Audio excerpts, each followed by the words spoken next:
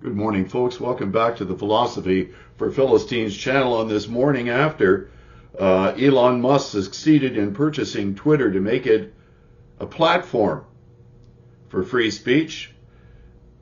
Since he has declared himself to be a free speech absolutist, he stated that if the 10% of the population on either extreme of the left or right political divide, which I don't agree with, it's a French construction, and most French constructions aren't based on first principles analysis, but we'll get to that later. He said if 10% of the extreme right and 10% of the extreme left are unhappy with him, then he'll know that the platform is succeeding. Musk is successful because he combines two almost rarely combined attributes. People who are entrepreneurs are creative, but they're usually very, very poor at process control, while people that are strongly process-based aren't at all creative.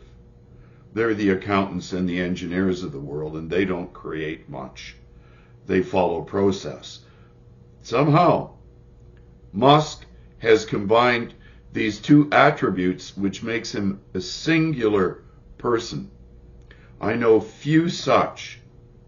But I'm going to read an article by James Clear on Musk, and then we're going to talk about why first principles problem solving is so vital to society, to government. First Principles, Elon Musk and the Power of Thinking for Yourself, written by James Clear. James Clear writes about habits, decision-making, and continuous improvement. He is the author of the #1 New York Times bestseller, Atomic Habits. This book has sold over 7 million copies worldwide and has been translated into more than 50 languages. I provide the link to this article below. I'm not going to include it in the notes. You'll have to go to the link to find this article yourself, should you wish to read it for yourself. Mental Models is the title of the first chapter.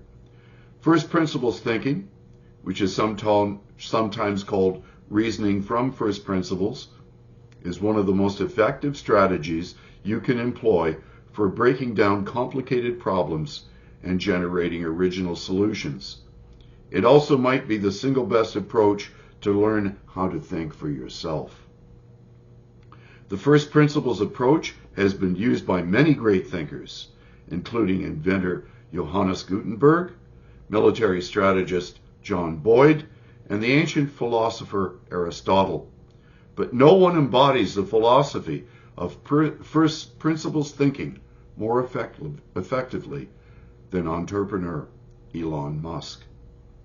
In 2002, Musk began his quest to send his first rocket to Mars, an idea that would eventually become the aerospace company SpaceX. He ran into a major challenge right off the bat.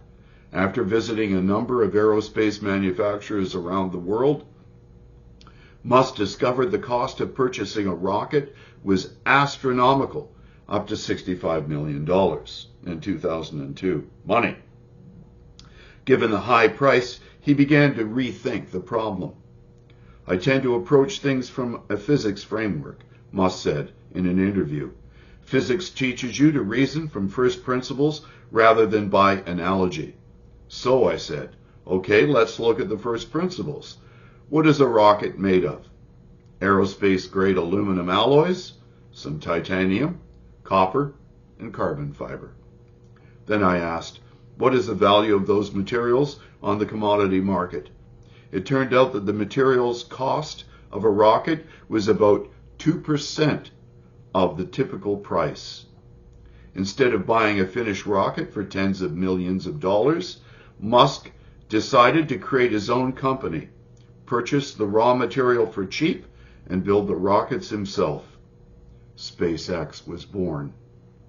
Within a few years, SpaceX had cut the price of launching a rocket by nearly 10 times while still making a profit. Musk used first principles thinking to break the situation down to the fundamentals bypass the high prices of the aerospace industry, and create a more effective solution. First principles thinking is the act of boiling a process down to the fundamental parts that you know are true and building up from there. Let's discuss how you can utilize first principles thinking in your life and work, and certainly in government. That's my own adding. Defining first principles thinking. A first principle is a basic assumption that cannot be deduced any further. Over 2,000 years ago, Aristotle defined a first principle as the first basis from which a thing is known. First principles thinking is a fancy way of saying, think like a scientist. Scientists don't assume anything. They start with questions like, what are we absolutely sure is true? And what can be proven? In theory, first principles thinking requires you to dig deeper and deeper until you are left with only the foundational truths of a situation. Rene Descartes, the French philosopher and scientist, embraced this approach with a method now called the Cartesian Doubt, in which he would systematically doubt everything he could possibly doubt until he was left with what he saw as purely indubitable truths. In practice, you don't have to simplify every problem down to the atomic level to get the benefits of first principle thinking. You just need to go 1 or 2 levels deeper than most people. Different solutions present themselves at different layers of abstraction. John Boyd, the famous fighter pilot and military strategist, created the following thought experiment which showcased how to use the first principle thinking in a practical way. Imagine you have 3 things: a motorboat with a skier behind it, a military tank, a bicycle. Now let's break down these items into their constituent parts. Motorboat, motor, the hull of a boat, and a pair of skis. Tank, metal treads, steel armor plates, and a gun. Bicycle, handlebars, wheels, gears, and a seat. What can you create from these individual parts? One option is to make a snowmobile by combining the handlebars and seat from the bike, the metal treads from the tank, and the motor and skis from the boat. This is the process of first principles thinking in a nutshell. It is a cycle of breaking a situation down into the core pieces and then putting them all back together in a more effective way. Deconstruct, then reconstruct. How first principles drive innovation. The Snowmobile Example also highlights another hallmark of first principles thinking, which is the combination of ideas from seemingly unrelated fields. A tank and a bicycle appear to have nothing in common, but pieces of a tank and a bicycle can be combined to develop into innovations like a snowmobile. Many of the most groundbreaking ideas in history have been the result of boiling things down to the first principles and then substituting a more effective solution for one of the key parts. For instance, Johannes Gutenberg combined the technology of a screw press, a device used for winemaking, with movable type, paper, and ink to create the printing press. Movable type had been used for centuries, but Gutenberg was the first person to consider the constituent parts of the process and adapt technology from an entirely different field to make printing far more efficient. The result was a world-changing innovation and the widespread distribution of information for the first time in history. The best solution is not where everyone is already looking. First principles thinking helps you cobble together information from different disciplines to create new ideas and innovations. You start by getting the facts. Once you have the foundational facts, you can make a plan to improve each little piece.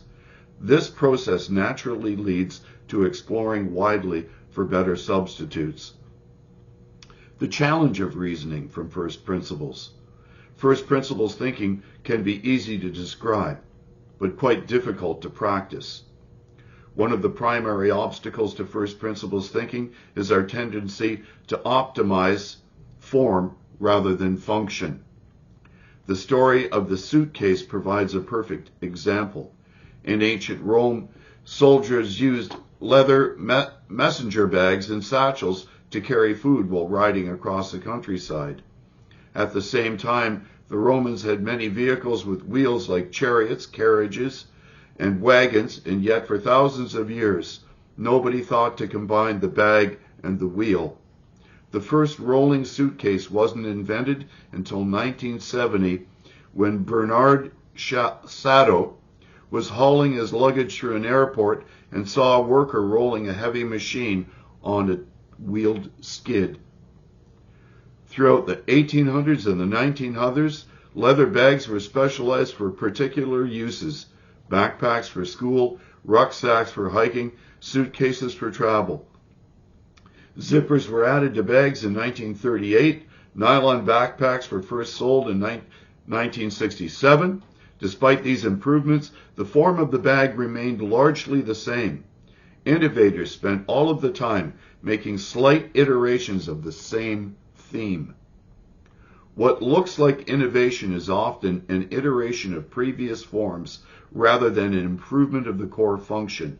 While everyone else was focused on how to build a better bag form, Sato considered how to store and move things more efficiently. Function. How to think for yourself. The human tendency for imitation is a common roadblock to first principles thinking. When most people envision the future, they project the current form forward rather than projecting the function forward and abandoning the form. For instance, when criticizing technological process, some people ask, "Where are the flying cars?" Here's the thing. We have flying cars. They're called airplanes. People who ask the question are so focused on a form, a flying object that looks like a car, that they overlook the function, transportation by flight. This is what Elon Musk is referring to when he says that people often live life by analogy.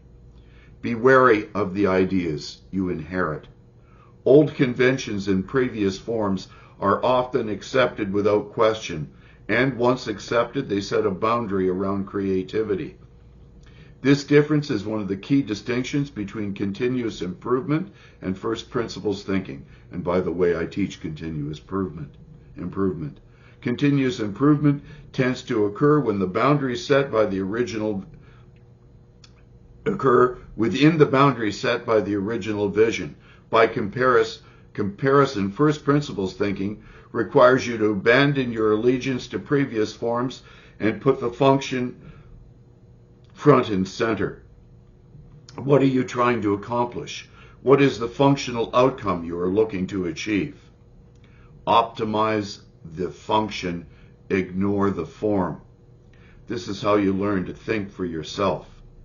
When we were developing the engine project at the General Motors assembly plant for the Gen 3 motor back in '98, we actually lied a bit to our American cousins and told them that we had the shop floor space to build the same line that they built in Romulus, Michigan. But we didn't. However, we did have a basement, which allowed us to build elevators at the end of each loop of the line to send engines down into the basement, shuttle them across, and bring them up to the next loop. This provided super wide aisles for tuggers to get through to supply parts to the assembly line, which made for an incredibly more efficient process, and it also allowed us to create banks at the end of each line so that when one loop went down, say loop 1 went down, we could feed loop 2 out of the bank, or if loop 2 went down, we could feed loop 3 out of the bank, and so on. So we had these banks of reserves that we could keep the assembly process functioning even if one part of the system was down. We focused on function rather than form. The power of first principles. Ironically, perhaps the best way to describe cutting-edge ideas is to start by breaking things down to the fundamentals. Even if you are trying to develop innovative ideas, understand the first principles of your field is a smart use of your time. Without a firm grasp of the basics, there is little chance of mastering the details that make the difference at elite levels of competition. And believe me, the free market is the most competitive market in the world. And the free market of ideas is the greatest market of all. And the one that succeeds in that market will be the greatest marketer, which is why Musk is so successful. Every innovation, including the most groundbreaking ones, requires a long period of iteration and improvement. The company at the beginning of this article, SpaceX, ran many simulations, many thousands of adjustments, and required multiple trials before they figured out how to build an affordable and reusable rocket. First principles thinking does not remove the need for continuous improvement, but it does alter the direction of improvement. Without reasoning by first principles, you spend your time making small improvements to a bicycle rather than a snowmobile. First principles thinking sets you on a different trajectory. If you want to enhance an existing process or belief, continuous improvement is a great option. If you want to learn how to think for yourself, reasoning from first principles is one of the best ways to do it. So, can you imagine if first principles thinking were applied to government? I have close family who work in bureaucracy, and I have seen the most appalling waste of energy and time applied. I even heard a story where a senior manager told the person in question, when they were asked to look for time thieves, that they had no time to look for time thieves. Our government throws billions and billions of dollars away on projects that have no first principles basis. Until we start to think as a society based on first principles and elect leaders that will use them, we're basically, every business can fail. It can go broke. But the one enterprise that cannot fail, unless you want the nation itself to be ruined, is the government. It is time that we start using first principles thinking as a measure of how we govern ourselves. Thank you for listening. Make sure you're subscribed, ring the bell, and share the heck out of this channel, The Philosophy for Philistines, where I break down complex ideas into layman's terms. Have a great day.